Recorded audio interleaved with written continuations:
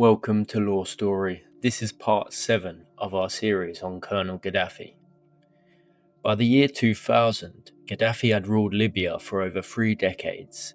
The 1990s had left his country crippled by sanctions and branded a state sponsor of terrorism, but a new century brought a new strategy: survival through rehabilitation. In 2000, Gaddafi doused Libyan oil money into hosting summits and funding for development projects across Africa. In 2001, he pushed for the transformation of the OAU into the AU. This came into effect on July 2002, with Gaddafi hailed as one of the integral founders. Meanwhile, after years of standoff, the two Lockerbie suspects were put on trial on the 3rd of May 2000. Held in the Netherlands, a neutral country, with a specially established Scottish court. The accused, Abdelbasset al-Megrahi and Lamin Khalifa Fhimah, both holding positions at airlines connected to Libya. The prosecutors, led by the Scottish Crown Office, argued the bomb was smuggled aboard Pan Am Flight 103 via Lucca Airport in Malta, then transferred through Malta and finally onto the fateful flight. The device had been hidden inside a Toshiba radio cassette player packed in a Samsonite suitcase. The evidence put forth fragments of a timing device that had been traced back to Libya, records of clothing purchased in Malta that matched the debris from the crash site, and witness testimony linking al-Megrahi to these purchases. After months of testimony, the court delivered its verdict. On the 31st of January 2001, al-Megrahi was convicted of 270 counts of murder and sentenced to life, while Fhimah was acquitted of all charges. Libya denounced the conviction as political, but the world was watching. Gaddafi finally bowed down to the international justice system, and some hope was seen of an integration of Libya back on the world stage. The attack on September the 11th, 2001 shocked the globe.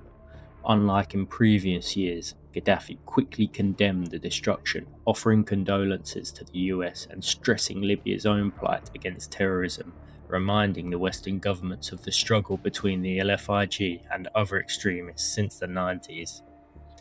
For the first time, the UK and US began to look at Gaddafi as a potential ally in the war on terror. While pursuing his vision of African unity, Gaddafi opened communications with Britain and the US. Negotiations included compensations for the victims of Lockerbie, a lift to the sanctions the UN placed upon Libya, and the discussions regarding the weapons programs Libya had been carrying out. This strategy began to make Gaddafi appear in a much better light than seen in the previous decades. On the 15th of August 2003, Libya officially declared responsibility for the Lockerbie bombing. Avoiding Gaddafi being the direct culprit, Tripoli agreed to pay $2.7 billion in compensation, around $10 million per family.